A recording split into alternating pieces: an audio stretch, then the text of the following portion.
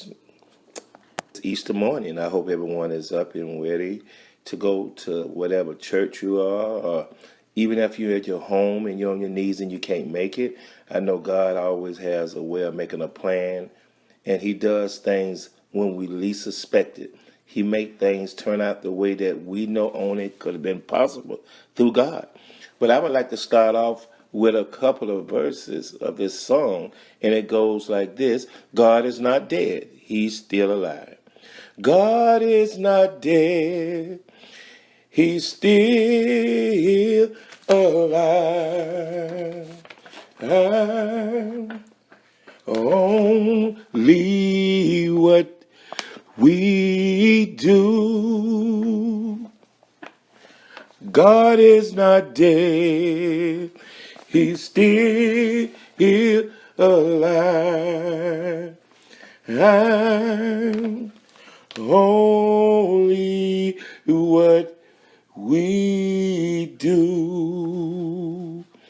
And sometimes, we be trying to look at all areas of our life that we want to, like, make things sound perfect. But God always does it in His time. And if I had to start off and share with you something concerning the resurrection and Easter, I would start off with saying the topic would be, let's stop sleeping on Jesus.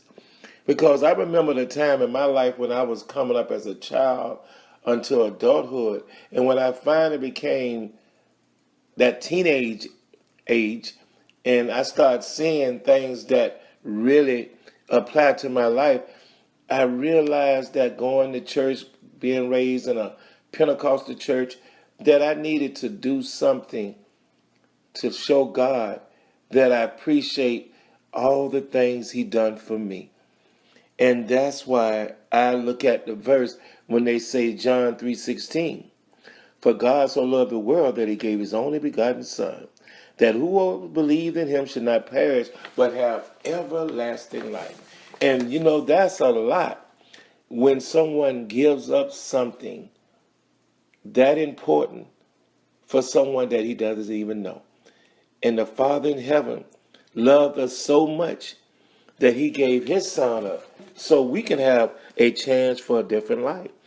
And thank God for all the opportunities that He has given. Thanks for Him just giving me a chance to speak to y'all this morning concerning resurrection and Easter and different things that we look at when different holidays come about. We think about how we going to celebrate them and what we going to do. And I remember that we was coming up sometime, we went to certain churches, you did Easter egg hunts and different stuff like that. And it was all fun at that time. But the Bible teaches us that we have to change. And sometimes we don't want to change because we get so comfortable and used to doing things a certain way. And we get in that mode of tradition. And I know that our Father in heaven didn't want us to look at life in a traditional way, but He wanted us to see it in a spiritual way. And I thank God for just being able to tell y'all a little bit about this morning. Because when He said everlasting life, that means when you give up certain things and you realize the importance of what God means to your life, it's not even like we say we're going to make sacrifices. It's a choice. Because either you want to live for God or you want to die with the world. And I know for myself, the most important thing for me to see is God's love and His grace that He has given us. Because the grace is what keeps us each and every day as we fall asleep and wake up. I remember, like, even this week when we was talking in church at the morning service, the bishop was speaking about Lazarus. And I think when you look at that story, when the ladies came to Jesus, and it was a few days later when He came, He spoke to them and said, open the tomb. And they was afraid to open the tomb because they said He was dead. And that's the way we see it when we don't look at it the way God has formed us in His image. We look at it in I would say, a worldly sense, but a spiritual sense. Jesus always said he was sleeping. And what he meant about sleeping, he was sleeping until the time came for him to come to Jesus.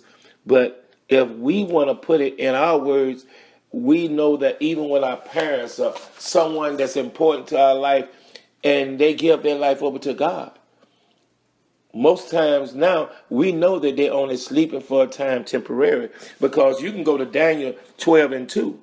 And it said, many of those are sleeping, and the dust of the earth shall awaken some of them in everlasting life. And some of them will be shamed, and then the other ones will realize that through God, all these things can be possible, because it's only going to last for a moment. And we're going to have an opportunity to be able to say, God, thank you for giving us this chance to share ourselves with you another time in the kingdom. Because we know it's a bigger and it's a better glory that God has got for us. And if I had to leave a few words today, it's concerning, let's stop sleeping. Let's remember today is resurrection. And when you look at resurrection, resurrection can look at it, you can look at it in this way, saying, I want to change my life to do better. I want to stop sleeping on God. I want to be able to show people the goodness of Jesus and what he done for me. And I want to be able to cry out and let God knows that if it wouldn't been for him and all the things he had done for my life at this moment, I wouldn't be able to share this. I thank God for just the opportunity to get on this line today to tell y'all that God loves us all. And he shed his blood.